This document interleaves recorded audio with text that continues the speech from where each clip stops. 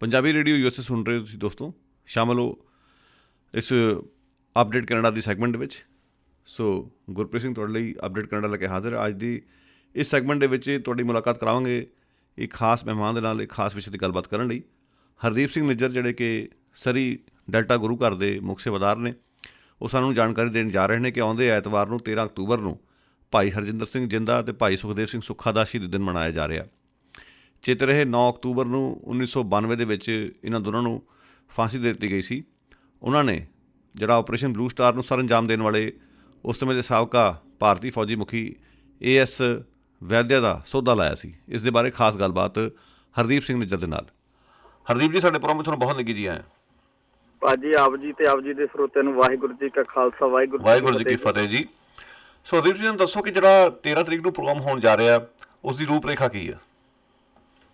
ਇਹਦੇ ਵਿੱਚ ਜੀ ਆਪਣੇ ਕੱਲ ਨੂੰ ਫਰਾਈਡੇ ਨੂੰ ਅਖੰਡ ਪਾਠ ਸਾਹਿਬ ਆਰੰਭ ਹੋ ਜਾਣਗੇ ਸ਼ਹੀਦਾਂ ਦੀ ਯਾਦ ਵਿੱਚ, ਤੇ ਸੰਡੇ ਨੂੰ ਭੋਗ ਪੈਣਗੇ। ਉਹਦੇ ਵਿੱਚ ਪੰਥਕ ਬੁਲਾਰੇ ਵੀ, ਇੱਕ ਸਲਾਈਡ ਸ਼ੋਅ ਪੇਸ਼ ਕੀਤਾ ਜਾਵੇਗਾ ਜਿਹਦੇ ਵਿੱਚ ਇਹਨਾਂ ਦੀਆਂ ਤਸਵੀਰਾਂ ਸ਼ਹੀਦ ਸਿੰਘਾਂ ਦੀਆਂ, ਭਾਈ ਸੁਖਦੇਵ ਸਿੰਘ ਸੁੱਖਾ, ਭਾਈ ਹਰਜਿੰਦਰ ਸਿੰਘ ਜਿੰਦਾ, ਇਹਨਾਂ ਦੇ ਕਾਰਨਾਮਿਆਂ ਦੇ ਨਾਲ ਸੰਬੰਧਿਤ, ਤੇ ਨਾਲ ਸਪੀਚ ਕੀਤੀ ਜਾਵੇਗੀ ਸਾਡੀ ਆਉਣ ਵਾਲੀ ਜਨਰੇਸ਼ਨ ਨੂੰ, ਤੇ ਸਾਡੇ ਜਿਹੜੇ ਆਮ ਲੋਕ ਸੰਗਤ ਆ ਉਹਨਾਂ ਨੂੰ ਪਤਾ ਲੱਗ ਸਕੇ ਵੀ ਵੀਰਾਂ ਨੇ ਕਾਹਤੋਂ ਏਡੀ ਵੱਡੀ ਕੁਰਬਾਨੀ ਕੀਤੀ।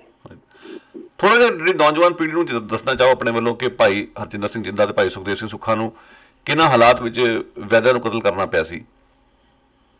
ਇਹ ਜੀ ਆਪਣੇ 1984 ਦੇ ਵਿੱਚ ਜਦੋਂ ਅਕਾਲ ਤਖ਼ਤ ਸਾਹਿਬ ਤੇ ਅਟੈਕ ਕੀਤਾ ਹਿੰਦੁਸਤਾਨ ਦੀ ਹਕੂਮਤ ਨੇ, ਉਹਦੇ ਰੋਸ ਵਿੱਚ ਹਰਜਿੰਦਰ ਸਿੰਘ ਜਿੰਦਾ ਤੇ ਭਾਈ ਸੁਖਦੇਵ ਸਿੰਘ ਸੁੱਖਾ ਜੀ ਨੇ ਉਸ ਜਰਨਲ ਵੈਦਿਆ ਨੂੰ ਲੱਭ ਕੇ ਪੂਨੇ ਸ਼ਹਿਰ ਦੇ ਵਿੱਚ ਦਿਨੇ ਗੋਲੀਆਂ ਮਾਰ ਕੇ ਕਤਲ ਕਰ ਦਿੱਤਾ। ਕਿਉਂਕਿ ਉਸ ਜਰਨਲ ਵੈਦਿਆ ਨੇ ਉਹਦੀ ਕਮਾਂਡ ਤੇ ਦਰਬਾਰ ਸਾਹਿਬ ਤੇ ਅਟੈਕ ਕੀਤਾ ਗਿਆ ਸੀਗਾ। ਬੇਕਸੂਰ ਨਿਹੱਥੇ ਸਿੱਖਾਂ ਤੇ ਲੋਕਾਂ ਤੇ ਸੰਗਤ ਤੇ ਜਿਹੜੇ ਗੁਰੂ ਅਰਜਨ ਦੇਵ ਪਾਤਸ਼ਾਹ ਮਹਾਰਾਜ ਜੀ ਦਾ ਸ਼ਹੀਦੀ ਗੁਰਪੁਰਬ ਮਨਾਉਣ ਲਈ ਦਰਬਾਰ ਸਾਹਿਬ ਪਹੁੰਚੇ ਹੋਏ ਸਨ, ਉਹਨਾਂ ਤੇ ਉੱਥੇ ਦੀ ਹਕੂਮਤ ਨੇ, ਹਿੰਦੁਸਤਾਨ ਦੀ ਨੇ, ਇੰਦਰਾ ਗਾਂਧੀ ਦੀ ਸ਼ਹਿ ਤੇ ਸਾਡੇ ਜਿਹੜੇ ਅਖੌਤੀ ਅਕਾਲੀ ਬਾਦਲ ਟੌਹੜਾ ਤੇ ਲੌਂਗੋਵਾਲ ਦੇ ਇਸ਼ਾਰਿਆਂ ਤੇ ਇਹ ਮਿੱਥੀ ਸਾਜ਼ਿਸ਼ ਅਧੀਨ ਅਟੈਕ ਕੀਤਾ ਤੇ ਉੱਥੇ ਬੇਕਸੂਰ ਸਿੱਖਾਂ ਦਾ ਕਤਲੇਆਮ ਕੀਤਾ ਤੇ ਨਾਲ ਹੋਰ ਵੀ ਗੁਰਦੁਆਰਿਆਂ ਤੇ ਅਟੈਕ ਕੀਤੇ। ਉਹਦੇ ਰੋਸ ਵਿੱਚੋਂ ਇਹ ਨੌਜਵਾਨਾਂ ਨੇ, ਕਿਉਂਕਿ ਜੇ ਜਿੰਦੇ ਭਾਈ ਜਿੰਦੇ ਦੇ ਪਿਛੋਕੜ ਵਿੱਚ ਜਾਈਏ, ਉਹ ਜਦੋਂ ਖਾਲਸਾ ਕਾਲਜ ਦਾ ਸਟੂਡੈਂਟ ਸੀ, ਉਹ ਇੱਕ ਬਦਮਾਸ਼ੀ ਟਾਈਪ ਤੇ ਇੱਕ ਲੜਾਈ ਝਗੜਿਆਂ ਵਾਲਾ ਨੌਜਵਾਨ ਸੀ। ਉਹਦਾ ਭਾਈ ਅਮਰੀਕ ਸਿੰਘ ਨਾਲ ਇੱਕ ਵਾਰੀ ਕੋਈ ਇਸੇ ਲੜਾਈ ਝਗੜੇ ਦੇ ਵਿੱਚ ਕੰਮ ਪੈ ਗਿਆ ਤੇ ਸੰਤਾਂ ਨੇ ਉਹਨਾਂ ਨੂੰ ਸੱਦਿਆ ਦਰਬਾਰ ਸਾਹਿਬ। ਜਦੋਂ ਸੱਦਿਆ ਤੇ ਸੰਤਾਂ ਨੇ ਉਹਦੇ ਤੀਰ ਮਾਰਿਆ ਤੇ ਇਹਦਾ ਕਾਲਜ ਦੇ ਵਿੱਚ, ਖਾਲਸਾ ਕਾਲਜ ਵਿੱਚ ਚੰਗਿਆੜਾ ਨਾਂ ਹੁੰਦਾ ਸੀਗਾ ਜੀ। ਕਿਉਂਕਿ ਚੰਗਿਆੜੇ ਤੋਂ ਫਿਰ ਇੱਕ ਜਿੰਦਾ ਬਣਨਾ ਇਹਦੇ ਹਿੱਸੇ ਆਇਆ। ਇਹਨੇ ਕੌਮ ਦਾ ਸਿਰ ਉੱਚਾ ਕੀਤਾ ਤੇ ਉਸ ਜਨਰਲ ਵੈਦਿਆ ਨੂੰ ਸੋਧਾ ਲਾ ਕੇ ਦੱਸਿਆ ਵੀ ਸਿੱਖ ਅਜੇ ਮਰੇ ਨੀ ਗੇ, ਜਿਉਂਦੇ ਆ, ਤੇ ਜਿਹੜੀ ਸਾਡੀ ਢਿੱਠੀ ਹੋਈ ਸ਼ਾਖ ਸਿੱਖਾਂ ਦੀ ਉਹ ਬਰਕਰਾਰ ਰੱਖੀ। ਚਾਹੇ ਉਹ ਊਧਮ ਸਿੰਘ ਲੰਡਨ ਜਾ ਕੇ ਅਡਵੈਰ ਨੂੰ ਸੋਧਦਾ ਤੇ ਚਾਹੇ ਇਹ ਪੂਨੇ ਜਾ ਕੇ ਜਰਨਲ ਵੈਦਿਆ ਨੂੰ ਸੋਧਦੇ ਸਿੰਘ। ਤੇ ਇਹਨਾਂ ਦੇ ਕਾਰਨਾਮੇ ਸੀਗੇ ਕਿਉਂਕਿ ਦਰਬਾਰ ਸਾਹਿਬ ਦਾ ਅਟੈਕ ਉਸ ਵੇਲੇ ਨੌਜਵਾਨਾਂ ਤੋਂ ਬਰਦਾਸ਼ਤ ਨਹੀਂ ਹੋਇਆ, ਕਿਉਂਕਿ ਸਿੱਖਾਂ ਦਾ ਬਹੁਤ ਜ਼ਿਆਦਾ ਉੱਥੇ ਕਤਲੇਆਮ ਕੀਤਾ ਗਿਆ। ਤੇ ਇਹਦੇ ਜਿੰਦੇ ਸੁੱਖੇ ਦੇ ਕਾਰਨਾਮੇ, ਜਿੱਦਾਂ ਵੇਦ ਮਰਵਾਹਾ ਜਿਹੜਾ ਸੀਗਾ, ਉਹ ਵੀ ਇਹਨਾਂ ਨੂੰ ਲੋਹਾ ਮੰਨਦਾ ਸੀਗਾ। ਤੇ ਉਹਦੇ ਆਪਣੇ ਬੋਲਿਆ ਵੀ ਹਜ਼ਾਰਾਂ ਸਾਲ ਦੇ ਮਨੁੱਖੀ ਇਤਿਹਾਸ ਵਿੱਚ ਬਾਲੜੀ ਉਮਰ ਦੇ ਸਿੱਖ ਕੌਮ ਨੂੰ ਹਾਂਸ ਲਿਆ ਵੀ ਲੱਖਾਂ ਖਾਲਸਾ ਇਹੋ ਜਿਹੇ ਚਮਕਦੇ ਸਿਤਾਰੇ ਬਣਾਏ ਆ ਜੋ ਬੇਇਨਸਾਫੀ ਤੇ ਜ਼ੁਲਮ ਦੀ ਕਾਲੀ ਬੋਲੀ ਰਾਤ ਤੇ ਹੱਕ ਸੱਚ ਇਨਸਾਫ ਲਈ ਲੜਦੇ ਆ। ਠੀਕ ਹੈ ਜੀ। ਇਹ ਦੁੱਤੀ ਸ਼ਹਾਦੀ ਲਾਸਾਨੀ ਸ਼ਹਾਦਤ ਸੀਗੀ ਇਹਨਾਂ ਦੀ। ਤੇ ਇਹਨਾਂ ਨੇ ਖਾਲਸਤਾਨੀ ਫੌਜਾਂ ਸਥਾਪਿਤ ਹੋ ਕੇ, ਜਿੱਦਾਂ ਮੰਨ ਲਓ ਜਦੋਂ ਅਟੈਕ ਹੋਇਆ ਤੇ ਜਿੰਦੇ ਹੋਣਾ ਨੂੰ ਪਤਾ ਲੱਗਾ ਤੇ ਇਹ ਪਿੰਡਾਂ ਦੇ ਵਿੱਚੋਂ ਕਾਫਲੇ ਲੈ ਕੇ ਦਰਬਾਰ ਸਾਹਿਬ ਵੱਲੋਂ ਆਉਂਦੇ ਸੀਗੇ ਤੇ ਫੌਜਾਂ ਇਹਨਾਂ ਨੂੰ ਦਰਬਾਰ ਸਾਹਿਬ ਵੱਲ ਨਹੀਂ ਸੀ ਆਉਣ ਦਿੰਦੀਆਂ ਤੇ ਫੇਰ ਕੁੱਟ ਖਾ ਕੇ ਇਹ ਵਾਪਸ ਘਰਾਂ ਨੂੰ ਪਰਤ ਗਏ। ਜਦੋਂ ਆਪਾਂ 18ਵੀਂ ਸਦੀ ਦਾ ਇਤਿਹਾਸ ਵੀ ਪੜ੍ਹਦੇ ਹਾਂ, ਉਸ ਵੇਲੇ ਦਾ ਇਤਿਹਾਸਕਾਰ ਹੋਇਆ ਕਾਜੀ ਨੂਰ ਮੁਹੰਮਦ। ਉਹ ਕਹਿੰਦਾ ਜੇ ਸਿੱਖਾਂ ਨੂੰ ਮੰਨ ਲਓ ਕੁੱਤੇ ਨਾ ਆਖੋ, ਉਹਨੇ ਕਿਹਾ, ਕਿਉਂਕਿ ਫਾਰਸੀ ਦਾ ਸ਼ਬਦ ਸੱਗ ਸ਼ਬਦ ਵਰਤਿਆ ਸੀਗਾ ਕਿਸੇ ਮੁਸਲਮਾਨ ਨੇ। ਉਹਦਾ ਹੁੰਦਾ ਮੰਨ ਲਓ ਸੱਗ ਸ਼ਬਦ ਦਾ ਮਤਲਬ ਹੈਗਾ ਕੁੱਤਾ, ਰਾਈਟ। ਉਹ ਕਹਿੰਦਾ ਇਹ ਤਾਂ ਅਸਲੀ ਸ਼ੇਰ ਆ ਜਿਹੜੇ ਜੰਗ ਦੇ ਮੈਦਾਨ ਵਿੱਚ ਸ਼ੇਰ ਦੀ ਭਬਕਾਰ ਨਾਲ ਜੂਝਦੇ ਹਨ। ਉਹ ਤਲਵਾਰਾਂ ਦੇ ਯੋਧਿਆਂ ਦੀ ਮੰਨ ਲਓ ਪੇਚ ਤੇ ਉਹਨਾਂ ਦੀ ਲੋਹਾ ਮੰਨਦਾ। ਉਹ ਵੀ ਜਿਹੜਾ ਨੂਰ ਮੁਹੰਮਦ ਸੀਗਾ ਵੀ ਸਿੰਘਾਂ ਦੀ ਸਾਡੀਆਂ 18ਵੀਂ ਸਦੀ ਵਾਲੀਆਂ ਵੀ, ਕਿਉਂਕਿ ਜਿਹੜੇ 20ਵੀਂ ਸਦੀ ਦੇ ਇਹ ਦੋ ਯੋਧੇ ਹੋਏ ਆ, ਭਾਈ ਹਰਜਿੰਦਰ ਸਿੰਘ ਜਿੰਦਾ ਤੇ ਭਾਈ ਸੁਖਦੇਵ ਸਿੰਘ ਸੁੱਖਾ, ਇਹ ਇੱਕ 20ਵੀਂ ਸਦੀ ਦੇ ਸੈਦਕ ਤੇ ਮੌਤ ਦੇ ਬੇਖੌਫ ਦੇ ਕਰੈਕਟਰ ਦੇ ਰੋਲ ਮਾਡਲ ਹੋਏ ਆ ਜੀ। ਭਾਈ ਹਰਜਿੰਦਰ ਸਿੰਘ ਜਿੰਦਾ ਜੀ ਦੇ ਪਰਿਵਾਰ ਬਾਰੇ ਉਹਨਾਂ ਦੀ ਮਾਤਾ ਜੀ ਗੁਰਨਾਮ ਕੌਰ, ਪਿਤਾ ਗੁਲਜ਼ਾਰ ਸਿੰਘ ਜੀ ਚੜ੍ਹਦੀ ਕਲਾ ਵਾਲੇ ਕਿਰਤੀ ਸਿੱਖ। ਭਾਈ ਸਾਹਿਬ ਦੇ ਦੋ ਵੱਡੇ ਭਰਾ ਭਾਈ ਨਿਰਭੈ ਸਿੰਘ, ਭਾਈ ਭੁਪਿੰਦਰ ਸਿੰਘ ਦੇ ਇੱਕ ਭੈਣ ਬੀਬੀ ਬਲਵਿੰਦਰ ਕੌਰ। ਭਾਈ ਸਾਹਿਬ ਦਾ ਜਨਮ 4 ਅਪ੍ਰੈਲ 1962 ਨੂੰ ਹੋਇਆ। ਭਾਈ ਹਰਜਿੰਦਰ ਸਿੰਘ ਜਿੰਦਾ ਨੇ ਮੁੱਢਲੀ ਵਿਦਿਆ ਆਪਣੇ ਪਿੰਡ ਗਦਲੀ, ਜ਼ਿਲ੍ਹਾ ਅੰਮ੍ਰਿਤਸਰ ਤੋਂ ਪ੍ਰਾਪਤ ਕੀਤੀ। ਗਹਿਰੀ ਮੰਡੀ ਤੋਂ 10ਵੀਂ ਪਾਸ ਕਰਕੇ 12ਵੀਂ ਜਡਿਆਲਾ ਗੁਰੂ ਤੋਂ ਪਾਸ ਕਰਕੇ ਖਾਲਸਾ ਕਾਲਜ ਅੰਮ੍ਰਿਤਸਰ ਉੱਚ ਵਿੱਦਿਆ ਪ੍ਰਾਪਤ ਕਰਨ ਲਈ ਦਾਖਲਾ ਲੈ ਲਿਆ। ਅਜੇ BA ਜਿੱਦਾਂ BA ਦੇ ਪਹਿਲੇ ਭਾਗ ਵਿੱਚ ਪੜ੍ਹਦੇ ਸੀਗੇ ਜਦੋਂ 1984 ਦਾ ਘੱਲੂਘਾਰਾ ਵਾਪਰਿਆ। ਗੁਰੂ ਅਰਜਨ ਦੇਵ ਮਹਾਰਾਜ ਜੀ ਦੇ ਗੁਰਪੁਰਬ ਤੇ ਇਕੱਤਰ ਹੋਈਆਂ ਸੰਗਤਾਂ ਨੂੰ ਭਾਰਤੀ ਫੌਜਾਂ ਵੱਲੋਂ ਗੋਲੀਆਂ ਤੇ ਬੰਬਾਂ ਦੇ ਨਾਲ ਉੱਥੇ ਹਮਲਾ ਕੀਤਾ ਗਿਆ ਜੀ। ਤੇ 40 ਹੋਰ ਗੁਰਦੁਆਰਿਆਂ ਦੇ ਫੌਜੀਆਂ ਛੋੜੀਆਂ ਵਿੱਚ ਤਬਦੀਲ ਕੀਤਾ ਤੇ 40 ਗੁਰਦੁਆਰਿਆਂ ਤੇ ਹੋਰ ਵੀ ਅਟੈਕ ਕੀਤਾ। ਭਾਈ ਜਿੰਦਾ ਦੇ ਖੂਨ ਨੇ ਵੀ ਉਬਾਲਾ ਖਾਧਾ। ਇਹ ਸਾਰਾ ਕੁਛ ਦੇਖ ਕੇ ਸਿੱਖੀ ਦੀ ਅਣਖ ਜਾਗੀ, ਪੜ੍ਹਾਈ ਵਿੱਚ ਛੱਡ ਕੇ ਸਿੱਖ ਸੰਘਰਸ਼ ਵੱਲ ਨੂੰ ਕੁੱਦ ਪਿਆ ਜੀ। ਆਪਣੇ ਨੇੜੇ ਨੇੜੇ ਦੀਆਂ ਸੰਗਤਾਂ ਨਾਲ ਦਰਬਾਰ ਸਾਹਿਬ ਆਜ਼ਾਦ ਕਰਾਉਣ ਲਈ ਮਾਰਚ ਆਰੰਭ ਕਰ ਦਿੱਤਾ। ਜਦੋਂ ਫੌਜੀ ਨਾਕੇ ਲੱਗੇ ਹੋਏ ਸੀਗੇ ਤੇ ਉਹਨਾਂ ਨੂੰ ਰੋਕ ਕੇ ਫੇਰ ਕੁੱਟ ਮਾਰ ਕੇ ਪਿੱਛੇ ਨੂੰ ਭੇਜ ਦਿੰਦੇ। ਬਾਅਦ ਵਿੱਚ ਭਾਈ ਜਿੰਦਾ ਆਪਣੇ ਪਿੰਡ ਨਾਨਕੇ ਚੱਕ ਬਾਈ H ਗੰਗਾ ਨਗਰ ਚਲਾ ਗਿਆ। ਆਪਣੇ ਮਾਮੇ ਦੇ ਪੁੱਤ ਬਲਜਿੰਦਰ ਸਿੰਘ ਰਾਜੂ ਤੇ ਉਸਦੇ ਮਿੱਤਰ ਸੁਖਦੇਵ ਸਿੰਘ ਸੁੱਖਾ 16 ਨਾਲ ਮਿਲ ਕੇ ਅਕਾਲ ਤਖ਼ਤ ਸਾਹਿਬ ਦੇ ਹਮਲੇ ਦੀ ਵਿਉਂਤਬੰਦੀ ਬਣਾਉਣ ਲੱਗ ਪਿਆ ਵੀ ਕਿੱਦਾਂ ਜਿਹੜੇ ਬੰਦਿਆਂ ਨੇ ਇਹਨਾਂ ਤੇ ਹਮਲਾ ਕੀਤਾ ਵੀ ਉਹਨਾਂ ਨੂੰ ਕਿੱਦਾਂ ਸੋਧਣਾ ਤੇ ਕੀ ਕਰਨਾ। 31 ਜੁਲਾਈ 1985 ਨੂੰ ਦਿੱਲੀ ਕਤਲੇਆਮ ਦੇ ਮੁੱਖ ਹਥਿਆਰੇ ਕਾਂਗਰਸੀ ਨੇਤਾ ਲਾਲਤੁਲ ਮਾਂਕਨ ਨੂੰ ਸੋਧਾ ਲਾਇਆ ਜੀ। ਇਸ ਸੋਧੇ ਦੇ ਵਿੱਚ ਦੋਨੇ ਲਾਡਲੇ ਭਾਈ ਜਿੰਦਾ ਤੇ ਭਾਈ ਸੁੱਖਾ ਦੇ ਨਾਲ ਰਣਜੀਤ ਸਿੰਘ ਗਿੱਲ ਕੁੱਕੀ ਜਿਹਨੂੰ ਕਹਿੰਦੇ ਸੀਗੇ ਜੀ। 14 ਮਈ 1987 ਨੂੰ ਕੁੱਕੀ ਜੀ ਅਮਰੀਕਾ ਆ ਗਿਆ। ਇੰਟਰਪੋਲ ਦੀ ਮਦਦ ਨਾਲ ਗ੍ਰਿਫਤਾਰ ਕਰ ਲਿਆ।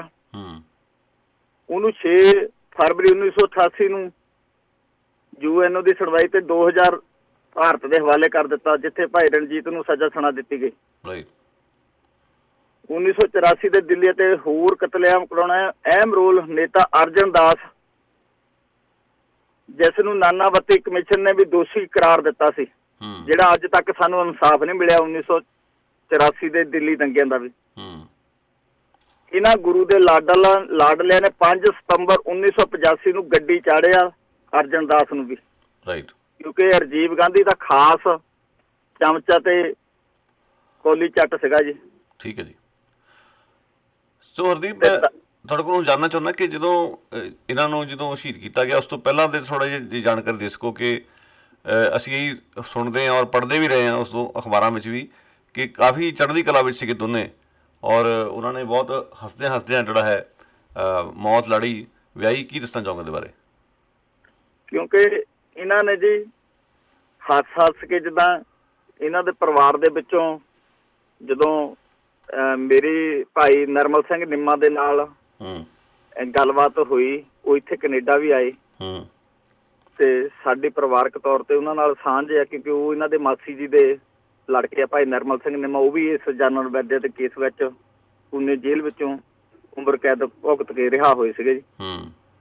ਉਹ ਦੱਸਦੇ ਆ ਵੀ ਵੀਰਾਂ ਨੂੰ ਜਦੋਂ ਫਾਂਸੀ ਦੀ ਸਜ਼ਾ ਦਾ 19 ਅਕਤੂਬਰ 1992 ਨੂੰ 9 ਅਕਤੂਬਰ 1992 ਨੂੰ ਜਦੋਂ ਫਾਂਸੀ ਤੇ ਲਟਕਾਉਣਾ ਸੀਗਾ, ਪਹਿਲਾਂ ਵੀਰਾਂ ਨੇ ਨਿਤਨੇਮ ਕੀਤਾ, ਜਕਾਰੇ ਛੱਡੇ, ਖਾਲਸਤਾਨ ਜਿੰਦਾਬਾਦ ਦੇ ਜਕਾਰੇ ਛੱਡੇ, ਤੇ ਉਧਰੋਂ ਭਾਈ ਨਰਮਲ ਸਿੰਘ ਨਿੰਮਾ ਦੱਸਦੇ ਵੀ ਅਸੀਂ ਵੀ ਜਕਾਰਿਆਂ ਦਾ ਜਵਾਬ ਉਸੇ ਤਰ੍ਹਾਂ ਦਿੰਦੇ। ਕੋਈ ਉਹ ਭੈ ਭੀਤ ਨਹੀਂ ਸੀ ਤੇ ਆਪਣੇ ਪਰਿਵਾਰਕ ਮੈਂਬਰਾਂ ਨੂੰ ਨਹੀਂ ਕਿਹਾ ਵੀ ਲੱਡੂ ਵੰਡਿਓ, ਵੀ ਘੋੜੀਆਂ ਗਾਉਣੀਆਂ ਸਾਡੇ ਵਿਆਹ ਦੀਆਂ ਤੇ ਅਸੀਂ ਲਾੜੀ ਮੌਤ ਵਿਆਹਣੀ ਆ, ਵੀ ਰੋਣਾ ਨਹੀਂ ਕਿਸੇ ਨੇ ਵੀ। ਇਹੋ ਜਿਹੇ ਉਹ ਸੂਰਮੇ ਸੀਗੇ ਜਿਨ੍ਹਾਂ ਆਪਣੇ ਆਪ ਨੂੰ ਬਾਣੀ ਤੇ ਬਾਣੇ ਵਿੱਚ ਹੋ ਕੇ ਪਰਪੱਖ ਹੋ ਕੇ ਤੇ ਉਹਨਾਂ ਨੇ ਪੰਥ ਦੇ ਲੇਖੇ ਆਪਣਾ ਜੀਵਨ ਲਾਇਆ ਤੇ ਆਪਣੇ ਆਪ ਨੂੰ ਚੜ੍ਹਦੀ ਕਲਾ ਦਾ ਪ੍ਰਤੀਕ ਉਹਨਾਂ ਨੇ ਹੋਇਆ, ਕਿਉਂਕਿ ਉਹਨਾਂ ਨੇ ਆਪਣੇ ਆਪ ਮਨ ਵਿੱਚ ਧਾਰ ਲਿਆ ਸੀਗਾ ਵੀ ਅਸੀਂ ਖਾਲਸੇ ਪੰਥ ਨੂੰ ਆਜ਼ਾਦ ਕਰਾਉਣਾ। ਹਾਂਜੀ, ਮੈਂ ਪੁੱਛਣਾ ਚਾਹੁੰਦਾ, ਜਿਵੇਂ ਤੁਸੀਂ ਪਿੱਛੇ ਜੇ ਭਾਈ ਦਿਲਾਵਰ ਸਿੰਘ ਦੇ ਮਾਤਾ ਜੀ ਨੂੰ ਵੀ ਸਨਮਾਨਿਤ ਕੀਤਾ ਸੀਗਾ, ਹੁਣ ਤੁਸੀਂ ਇਹ ਭਾਈ ਜਿੰਦਾ ਤੇ ਭਾਈ ਸੁੱਖਾ ਦੇ ਦਿਨ ਮਨਾ ਰਹੇ ਹੋ, ਇਸ ਵੇਲੇ ਜਿਸ ਤਰ੍ਹਾਂ ਦੀ ਮੁਦਾਖਲਤ ਭਾਰਤੀ ਸਫੀਰਾਂ ਵੱਲੋਂ ਵੱਧ ਰਹੀ ਹੈ ਕੈਨੇਡਾ ਵਿੱਚ, ਕੀ ਤੁਹਾਨੂੰ ਕਦੇ ਚੁਣੌਤੀਆਂ ਵੀ ਆਉਂਦੀਆਂ ਨੇ ਜਦੋਂ ਤੁਸੀਂ ਇਸ ਤਰ੍ਹਾਂ ਦੇ ਦਿਨ ਮਨਾਉਂਦੇ ਜਾਂ ਇੱਦਾਂ ਦੇ ਪ੍ਰੋਗਰਾਮ ਰੱਖਦੇ ਹੋ? ਹਾਂਜੀ, ਇਹ ਤਾਂ ਤੁਸੀਂ ਵੀ ਜਾਣਦੇ, ਕਿਉਂਕਿ ਜਦੋਂ ਸ਼ਹੀਦਾਂ ਦੇ ਤੁਸੀਂ ਦਿਨ ਮਨਾਉਣੇ ਆ, ਜਿਹੜੇ ਤੁਹਾਡੇ ਇਸ ਸਮੇਂ ਦੇ ਹੀਰੋ ਆ, ਤੁਸੀਂ ਉਹਨਾਂ ਨੂੰ ਲੋਕਾਂ ਦੇ ਸਾਹਮਣੇ ਪੇਸ਼ ਕਰਨਾ, ਜਿਹੜੇ ਸਾਡੇ ਚਿਹਰੇ ਦੇ ਵਿੱਚ, ਸਿੱਖਾਂ ਦੇ ਚਿਹਰੇ ਦੇ ਵਿੱਚ ਲੁਕੇ ਦੋ ਮੂਹੇ ਸੱਪ, ਉਹ ਗੁਰਦੁਆਰਿਆਂ ਤੇ ਕਾਬਜ਼ ਹੋਣ ਲਈ ਵੀ ਤਤਪਰ ਰਹਿੰਦੇ, ਕਿਉਂਕਿ ਉਹਨਾਂ ਦਾ ਜਿਹੜਾ ਚਿਹਰਾ ਮੋਹਰਾ ਉਹ ਵੀ ਇੱਕ ਗੁਰਸਿੱਖਾਂ ਵਾਲਾ। ਕਿਉਂਕਿ ਜਦੋਂ ਵੀ ਕਿਤੇ ਘੱਟ ਗਿਣਤੀ ਤੇ ਗੱਲ ਘੱਟ ਗਿਣਤੀਆਂ ਦੀ ਹੁੰਦੀ ਜਾਂ ਮਨੁੱਖੀ ਅਧਿਕਾਰਾਂ ਦੀ ਗੱਲ ਵੀ ਹੁੰਦੀ, ਕਦੇ ਵੀ ਕੋਈ ਸੁਸਾਇਟੀਆਂ ਨਹੀਂ ਬੋਲਦੀਆਂ, ਤੇ ਆਪਾਂ ਜਿੱਦਣ ਦੇ ਆਏ ਆ 10 ਮਹੀਨੇ ਹੋ ਗਏ ਤੁਹਾਡੇ ਸਹਿਯੋਗ ਦੇ ਨਾਲ ਤੇ ਬਾਕੀ ਪੰਥ ਤੇ ਗੁਰੂ ਕੀਆਂ ਸੰਗਤਾਂ ਦੇ ਸਹਿਯੋਗ ਦੇ ਨਾਲ ਆਪਾਂ ਵੱਧ ਚੜ ਕੇ ਜਿੱਥੇ ਵੀ ਘੱਟ ਗਿਣਤੀ ਤੇ ਜ਼ੁਲਮ ਹੁੰਦਾ ਤੇ ਜਾਂ ਸ਼ਹੀਦਾਂ ਦੀ ਵਰਸੀ ਦੀ ਗੱਲ ਹੁੰਦੀ ਹੈ ਤੇ ਆਪਾਂ ਵੱਧ ਚੜ ਕੇ ਮਨਾਉਂਦੇ ਆ, ਚਾਹੇ 15 ਅਗਸਤ ਦਾ ਦਿਨ ਹੋਵੇ ਜਾਂ ਹੋਰ ਕੋਈ ਵੀ। ਪਹਿਲਾਂ ਕਦੇ ਵੀ ਨਹੀਂ ਸੀ ਇਹ ਕੰਮ ਹੁੰਦੇ। ਉਹ ਬਹੁਤ ਜ਼ਿਆਦਾ ਦੁਸ਼ਮਣ ਚ ਕੰਨਾ ਹੋਇਆ ਆ, ਤੇ ਕਿਉਂਕਿ ਸਾਡੇ ਵਿੱਚ, ਸਾਡੇ ਗੁਰੂ ਘਰਾਂ ਦੇ ਵਿੱਚ ਤੁਹਾਨੂੰ ਵੀ ਪਤਾ, ਜਿੰਨੇ ਵੀ ਗੁਰੂ ਘਰ ਆ ਉਹਨਾਂ ਦੇ ਵਿੱਚ ਉਹਨਾਂ ਦੀ ਪੂਰੀ ਘਸਵੈਟ ਹੋ ਚੁੱਕੀ ਆ। ਉਹ ਸਿੱਧੇ ਜਾਂ ਸਿੱਧੇ ਤੌਰ ਤੇ ਨਹੀਂ ਗਈ, ਉਹ ਤਾਂ ਸਿੱਧੀ ਸਿੱਧੀ ਹੈ ਜੀ। ਠੀਕ ਹੈ ਜੀ। ਉਸ ਅਸੀਂ ਪਛਾਣਨਾ ਵੀ ਉਹ ਬੰਦੇ ਕੌਣ ਆ, ਉਹਨਾਂ ਦੇ ਗਾਤਰਾ ਵੀ ਪਾਇਆ ਹੁੰਦਾ ਤੇ ਦਾੜਾ ਵੀ ਪ੍ਰਕਾਸ਼ਿਆ ਹੁੰਦਾ। ਉਹ ਦੇਖਣ ਨੂੰ ਵੀ ਬਹੁਤ ਸੇਵਾਦਾਰ ਤੇ ਪੰਥਕ ਲੱਗਦੇ ਆ, ਪਰ ਉਹ ਅੰਦਰੋਂ ਉਹਨਾਂ ਦੇ ਚਰਨ ਵੀ ਗੋਡੇ ਵੀ ਟੇਕਦੇ ਆ। ਤੇ ਸਾਡੇ ਚੁਣੌਤੀਆਂ ਇਹ ਆਉਂਦੀਆਂ ਜੀ, ਦੱਸੋ ਤੁਸੀਂ ਇਹ ਵਰਸੀਆਂ ਕਾਹਤੇ ਮਨਾਏ ਜਾਂਦੇ ਆ? ਕਈਆਂ ਦਾ ਕੰਸਰਨ ਹੁੰਦਾ ਵੀ ਤੁਸੀਂ ਇਹ ਮਨਾਉਂਦੇ ਨੀ ਗੇ। ਉਹ ਡਬਲ ਗੇਮ ਪਲੇ ਕਰਦੇ ਆ, ਕਿਉਂਕਿ ਉਹ ਸਾਨੂੰ ਉਕਸਾਉਂਦੇ ਵੀ ਆ ਤੇ ਭੜਕਾਉਂਦੇ ਵੀ ਆ, ਤੇ ਫੇਰ ਸਾਡੀਆਂ ਫੋਟੋ ਖਿੱਚ ਕੇ ਉਹ ਕੌਂਸਲੇਟ ਨੂੰ ਵੀ ਦਿੰਦੇ ਆ। ਪਿਛਲੇ ਦਿਨਾਂ ਦੀ ਗੱਲ ਮੈਨੂੰ ਇੱਕ ਸੱਜਣ ਨੇ ਸੁਣਾਈ ਵੀ ਅਸੀਂ ਰਾਗੀ ਬੈਂਕ ਦੇ ਬਾਹਰ ਖੜੇ, ਮੈਂ ਤੁਹਾਡਾ 1 ਸੈਕਿੰਡ ਹੀ ਲੈਣਾ, ਤੇ ਕੋਈ ਵੀਰ ਨੂੰ ਤੇ ਸਾਡੀ ਪਿਕਚਰ ਖਿੱਚੀ ਗਈ, ਤੇ ਉਸ ਵੀਰ ਦਾ ਕੋਈ ਭਾਈਬੰਦ, ਕੋਈ ਉਹਦੇ ਪਿੰਡ ਦਾ ਮੁੰਡਾ ਉੱਥੇ ਪੁਲਿਸ ਨੇ ਫੜਿਆ ਸੀਗਾ ਪੰਜਾਬ, ਉਹਨੂੰ ਫੋਟੋ ਦਿਖਾ ਕੇ ਕਹਿੰਦੇ ਵੀ ਇਹ ਨਿੱਜਰ ਦੇ ਨਾਲ ਖੜਾ, ਤੈਨੂੰ ਪਤਾ ਵੀ ਇਹਦਾ ਕੀ ਸੰਬੰਧ ਹੈ ਨਿੱਜਰ ਦੇ ਨਾਲ? ਉਸ ਸਿੰਘ ਦੇ ਪਿੰਡੂ ਮੁੰਡੇ ਨੂੰ ਤਰੀਕ ਤੇ ਭੁਗਤਣ ਆਏ ਨੂੰ ਫੋਟੋ ਦਿਖਾ ਲਈ ਵੀ ਆਹ ਤੂੰ ਜਾਣਦਾ? ਸਾਨੂੰ ਪਤਾ ਵੀ ਹੈ ਕਿ ਇਸ ਬੰਦੇ ਨੇ ਫੋਟੋ ਖਿੱਚੀ, ਉਹ ਇੱਕ ਮੰਨ ਲਓ ਗੁਰਸਿੱਖ ਬੰਦਾ ਜਿਹੜਾ ਫੋਟੋ ਖਿੱਚਦਾ, ਉਦਾਂ ਦੇ ਕਈ ਆ, ਕਿਉਂਕਿ ਉਹ ਹਰ ਹਿੱਲਾ ਵਰਤਣਾ ਚਾਹੁੰਦਾ ਦੁਸ਼ਮਣ, ਬਈ ਜਿਹੜੇ ਗੁਰੂ ਘਰਾਂ ਦੀਆਂ ਸਟੇਜਾਂ ਆ ਤੇ ਗੁਰੂ ਘਰ ਆ, ਪੰਥ ਤੇ ਮਨੁੱਖੀ ਅਧਿਕਾਰਾਂ ਦੀ ਕਦੇ ਗੱਲ ਨਾ ਕਰਨ, ਇਹ ਘੁੰਗੜੀਆਂ ਪਾ ਕੇ ਚੁੱਪ ਕਰ ਜਾਣ। ਇਹ ਹੁੰਦਾ ਵੀ ਆਇਆ ਤੇ ਹੁੰਦਾ ਵੀ ਰਹੂਗਾ। ਆਉਣ ਵਾਲੇ ਸਮੇਂ ਦੇ ਵਿੱਚ ਤੁਹਾਡੇ ਸਾਹਮਣੇ ਗੁਰਪ੍ਰੀਤ ਸਿੰਘ ਜੀ, ਇਸੇ ਗੁਰੂ ਘਰ ਦੇਖਿਓ ਵੀ ਮੰਨ ਲਓ ਇਹ ਬਹੁਤ ਕੁਝ ਹੋਣ ਵਾਲਾ ਆ ਬਈ। ਵੀ ਦੁਸ਼ਮਣ ਨਹੀਂ ਚਾਹੁੰਦਾ ਹੈਗਾ, ਕੌਂਸਲੇਟ ਨਹੀਂ ਚਾਹੁੰਦਾ ਵੀ ਇੱਥੇ ਕੌਮ ਦੀ ਗੱਲ ਹੋਵੇ, ਮਨੁੱਖੀ ਅਧਿਕਾਰਾਂ ਦੀ ਗੱਲ ਹੋਵੇ, ਖਾਲਸਤਾਨ ਦੀ ਗੱਲ ਹੋਵੇ। ਉਹ ਹਰ ਹਿੱਲਾ ਵਰਤਦਾ ਤੇ ਉਹ ਮੈਨੂੰ ਡਰਾਉਣਾ ਵੀ ਚਾਹੁੰਦਾ ਦਰਅਸਲ। ਠੀਕ ਹੈ, ਤੁਹਾਡੇ ਰੇਡੀਓ ਤੇ ਵਧੇ ਹੋਏ ਦੱਸਿਆ ਸੀ। ਹਾਂ, ਤੁਸੀਂ ਬਿਲਕੁਲ ਦੱਸਿਆ ਸੀ, ਉਹ ਯਾਦ ਹੈ, ਔਰ ਇਸੇ ਮੰਚ ਤੋਂ ਦੱਸਿਆ ਸੀਗਾ। ਉਸ ਦੇ ਲਈ ਅਸੀਂ ਤੁਹਾਡੇ ਧੰਨਵਾਦੀ ਹਾਂ। ਅਖੀਰ ਸਾਨੂੰ ਦੱਸ ਦਿਓ ਕਿ ਜਿਹੜਾ ਐਤਵਾਰ ਦਾ ਪ੍ਰੋਗਰਾਮ ਹੈ, ਜਿਹੜੇ ਜਿਸ ਦੇ ਵੀ ਲੋਕ ਸ਼ਿਰਕਤ ਕਰ ਸਕਣ, ਕਿੰਨੇ ਵਜੇ ਸ਼ੁਰੂ ਹੋਵੇਗਾ, ਕਿੰਨੇ ਵਜੇ ਸਮਾਪਤੀ ਹੋਵੇਗੀ, ਤਾਂ ਜੋ ਲੋਕ ਉੱਥੇ ਪਹੁੰਚ ਸਕਣ? ਇਹ ਜੀ ਆਪਣੇ 11 ਵਜੇ ਸ਼ੁਰੂ ਹੋ ਜਾਣਾ। ਭੋਗ ਤਾਂ ਆਪਣੇ ਪੈ ਜਾਣੇ ਜੀ 8:30 ਤੋਂ 9 ਦੇ ਵਿੱਚ ਭੋਗ ਪੈ ਜਾਣੇ ਆ ਅਖੰਡ ਪਾਠ ਸਾਹਿਬ ਜੀ ਦੇ।